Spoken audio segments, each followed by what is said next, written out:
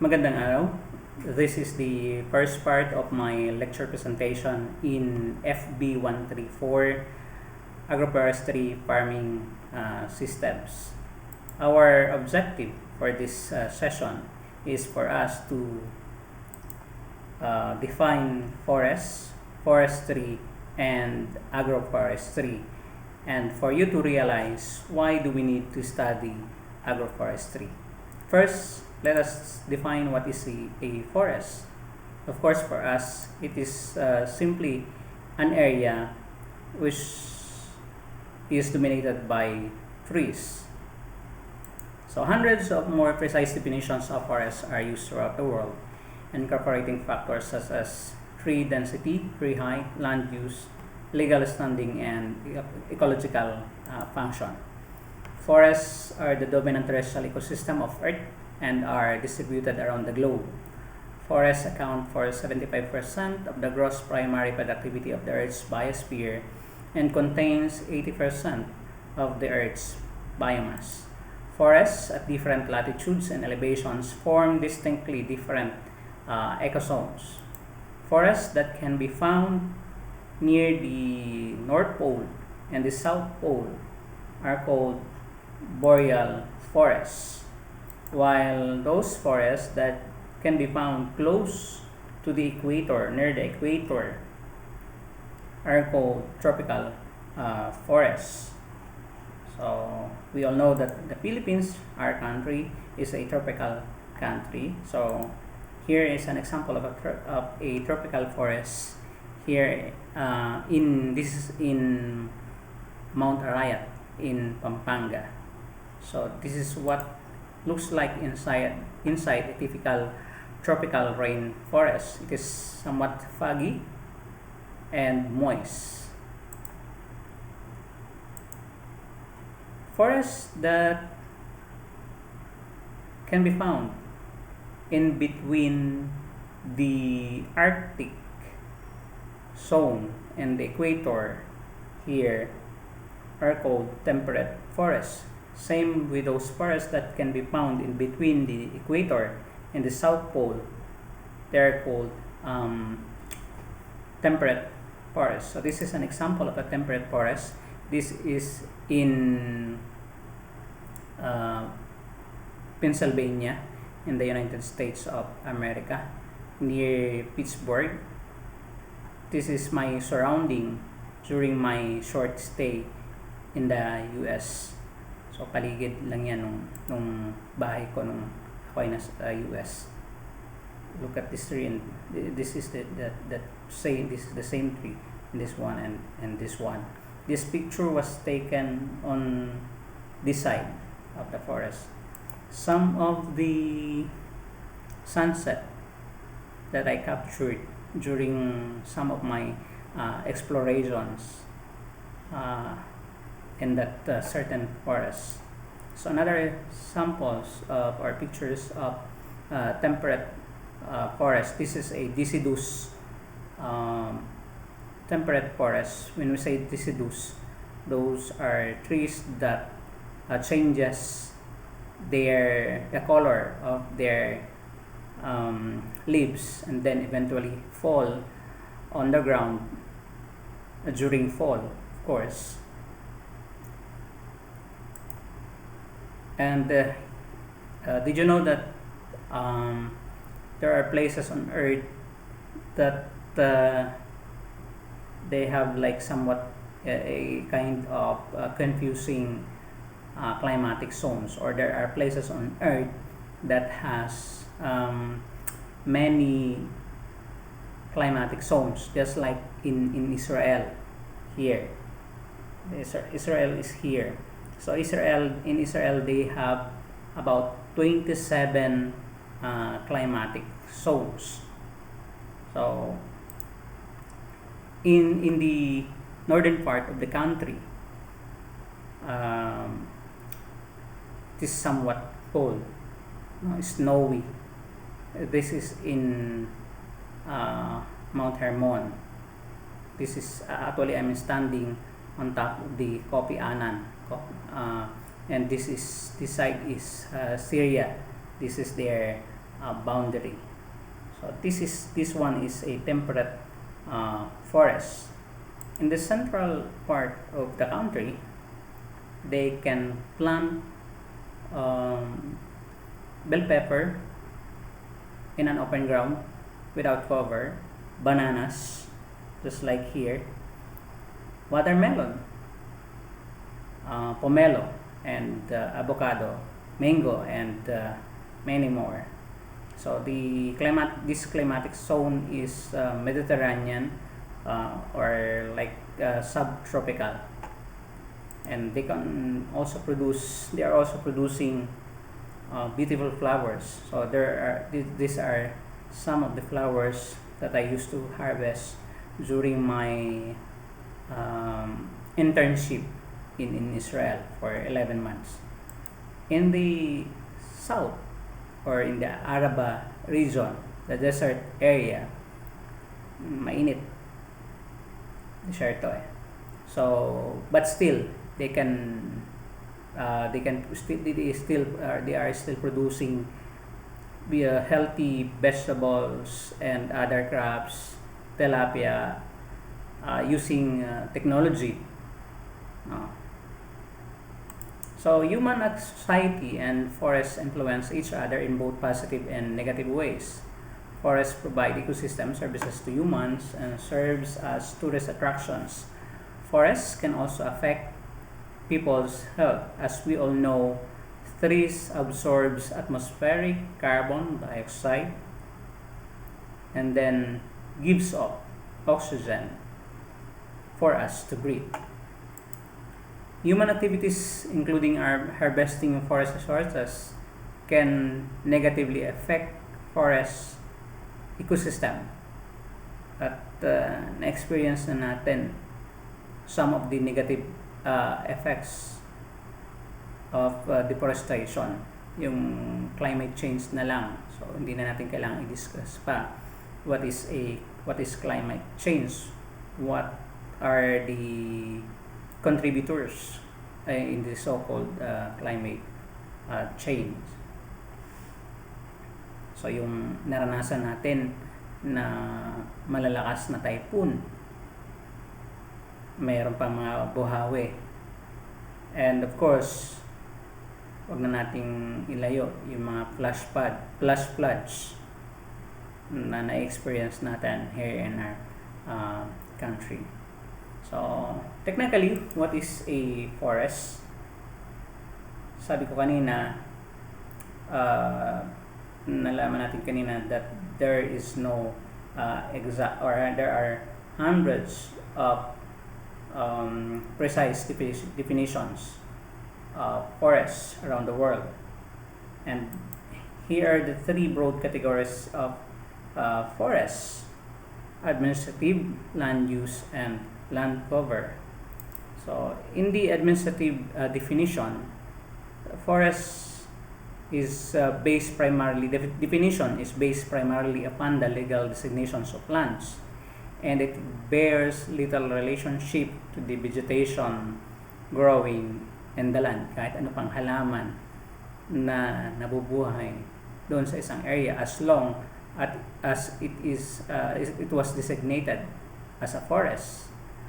Land legally designated as a forest is defined as a forest even in the absence of trees. Yes, kahit walang puno na nakatanim sa isang area, as long as it was designated as a forest ang tawag sa kanya.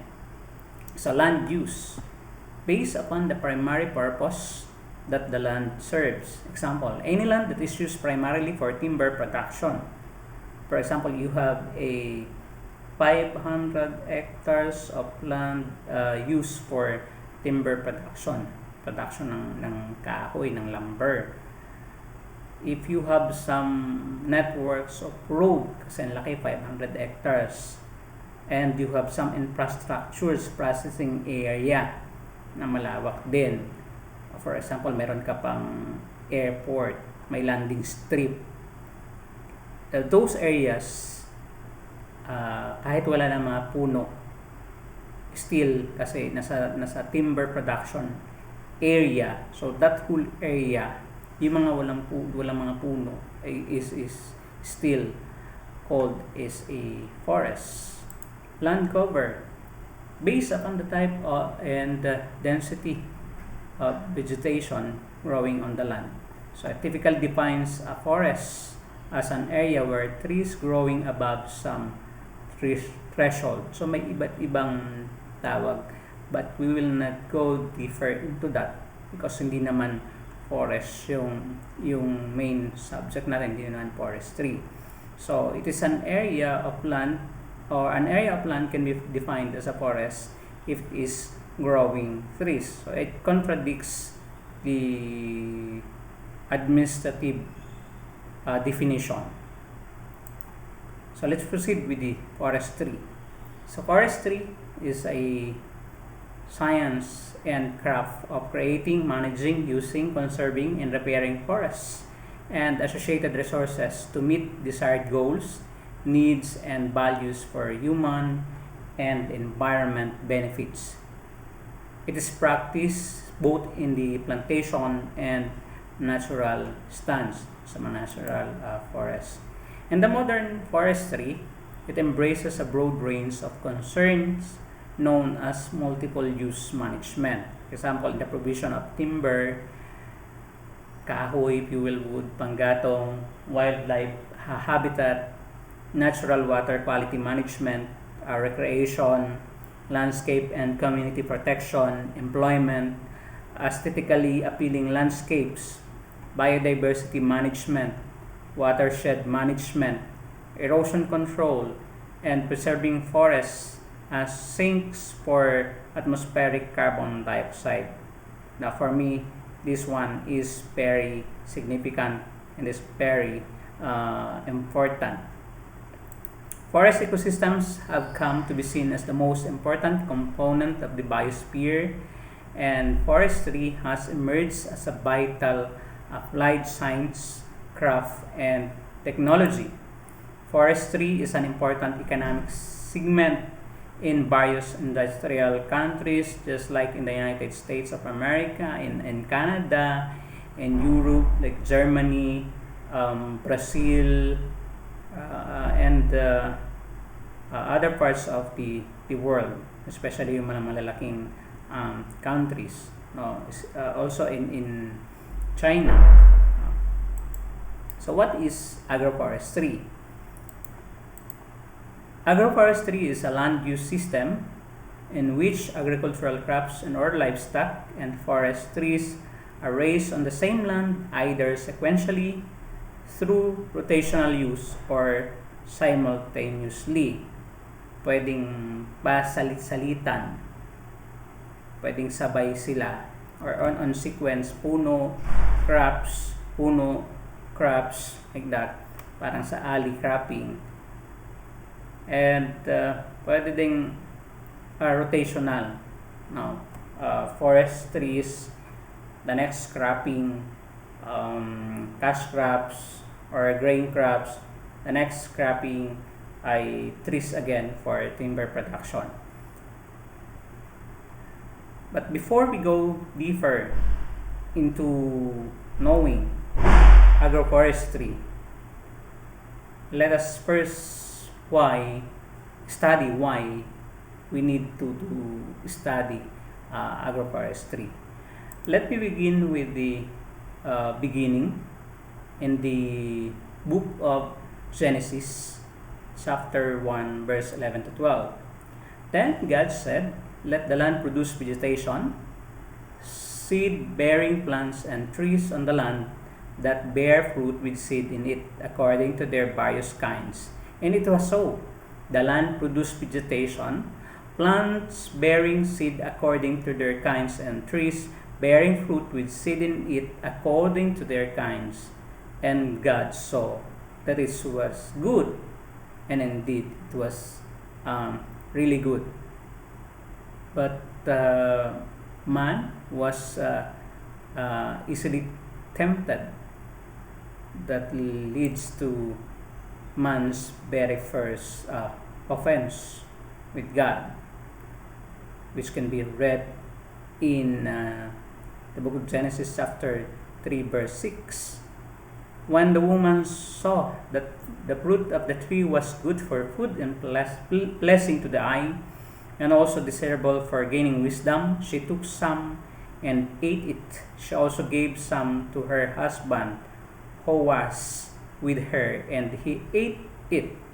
So, and for that, there must be a consequence.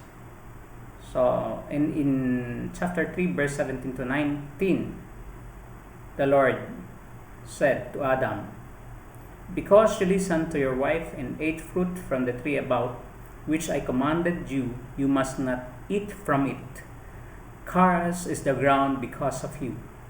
Through painful toil, you will eat food from it and the days of your life." So, Tagalogin natin para mas maganda. No, mas makita natin, mas maramdaman natin. Ito naman ang sinabi ng Diyos kay Adan. "Dahil nakinig ka sa iyong asawa, nang iyong kainin ang pinagbabawal kong bunga, dahil dito isinusumpa ko ang lupa sa hirap ng pagbubungkal, pagkain mo'y magmumula. Mga damo at tinik ang iyong aanihin, halaman sa gubat ang iyong kakainin. Sa pagod at pawis, pagkain mo'y manggagaling, maghihirap ka hanggang sa malibing. Dahil sa alabok, doon ka nanggaling, sa lupang alabok ay babalik ka rin." So, nung una, walang problema because the population is very few. No, si Adan, si Eva, at yung kanilang mga supling pa lang. But later on, so dumami ang tao, just like what the Lord have promised to Abraham, which we can read in the book of Genesis chapter 15 verse 5. "He took him outside and said, 'Look up at the sky and count the stars, if indeed you can count them.' Then he said to him, 'So shall your offspring be.'" So kasing dami ng mga bituin sa langit.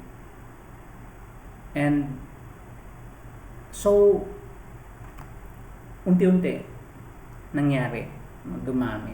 Pero nung hindi pa ganun karami, sabi nga, because of what the Lord, because the Lord cares man, the man should till the land before he can eat the food that they need to be able to survive. So, kailangan magtanim. So, they have to clear land.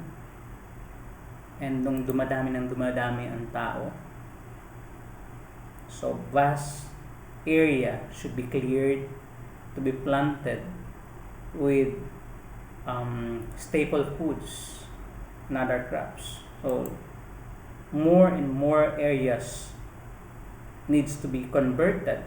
Pati mga gubat kailangan nang ma-convert hanggang sa kabundukan, instead of trees ay kailangan na magtanim ng palay, just like in Banawe. So they need to plant grain crops, corn, wheat, barley, oats, sorghum, millet, sugarcane. Yan yung mga malalawak na tinatanim usually. So this is in Negros. Pag nasa eroplano ka, makikita mo sa baba tubuhan. So aside from the staple food, the grain crops and plantation crops, people need to plant vegetables, pang-ulam, and of course fruits, flowers, lots of flowers, and planted vast areas for aesthetic purposes or economic purposes. So this is in La Trinidad, in Bahong, La Trinidad, Benguet. So sa halip na puno yung nakatanim, they cleared the land for producing ornamental crops, roses, anthuriums, mums. But dito sa Bahong, mostly ang marami dito ay roses. So not only for agricultural production, but for sports and recreation. So malalawak yung area na clear para dyan. So here, this is in South Point Golf Club, where I worked for like 8 months. So sa halip na the area was cleared from trees. So may mga forest spots pa naman. May mga puno-puno pa. But of course, most of the areas was cleared from forest trees to give way for the greens and fairways. And all of those activities, all of those productions, they need lots of power, lots of water, I mean. And of course, yung power na sinasabi ko is depopulation, kasi dumami ang tao. So we need comfort, we need electricity, more and more electricity and water. So para masupis yung need na yon, people have to build dams. So for power production, for electricity production, and for water and some other purposes, just like flood control. So in building dams, so some areas are being flooded. So sa halip na puno pa yung nakatanim, nalubog na yung mga puno. Here in China, this is the Three Gorges Dam in Yangtze River. Kung hindi nyo pa alam, the Three Gorges Dam in China is the largest engineering project in China, and is the largest dam structure in the world. It is about 235 meters long, 185 meters deep. Nakakapasok yung mga malalaking barko dun sa ilog. The key problems included the danger of dam collapse, displacement of some 1.3 million people. Critics insisted the figure was actually 1.9, and the destruction of magnificent scenery and countless rare architectural and archaeological sites. Kasama na dun yung mga puno. So maraming maapektuhan yung biodiversity, all of the lives that are being supported by those forests. So na-displace sila. So this is the Three Gorges Dam in China in February 21, 2004. So makita mo yung this is in Wushan. No? Hanggang dito yung level ng tubig dapat. So it means that the communities, the towns, the cities na malulubog ay kailangang ilikas. So in 2004, this is the Three Gorges Dam. Ito nga yung around 2006 ito. So these are the communities that was displaced. So if you want to know more, just go to www.britannica.com/place/China. So let's proceed to the deforestation. So deforestation is the clearing and destroying or otherwise removal of trees through deliberate, natural, or accidental means. It can occur in any area densely populated, by trees and other plant life, but the majority of it is currently happening in the Amazon rainforest. Kasi doon, the Amazon is the biggest rainforest in the world. The loss of trees and other vegetation can cause climate change. Ito yung sinasabi ko kanina. Desertification. Magiging deserto yung lupa. Soil erosion. Fewer crops. Flooding. Increased greenhouse gases in the atmosphere. O kaya nga, yung klima natin, it goes crazy. And a host of problems for indigenous people. Kasi mga IPs natin naapektuhan sila. This is an example of deforestation in Santa Cruz, Bolivia. So, eto, you can see this is a rainforest in Bolivia. In 1975, ito pa lang yung population at halos punong-puno pa ng mga puno yung area. But after 28 years, here in May 2003, look yung rainforest na wala. So, naging farmland siya. No? Kaunti na lang yung forest, yung mga forest area na natira. This is in Iguaco Falls, in the junction of Argentina, Brazil, and Paraguay. Here. After 30 years, this is in 1973. So, rainforest pa ito. This area. Itong area na to, look. But after 30 years, look at the rainforest. Wala na. No? Naging highly populated area na siya. And you can see the encircled portion here. So, dito naging tubig na because they created a dam. So, yun na naman. So, the consequences of creating a dam. So, tumaas ang level ng tubig, maraming na-displace. So, malaking area na naman yung ng forest ang naapektuhan. So, this is also in Iguaco River in Brazil.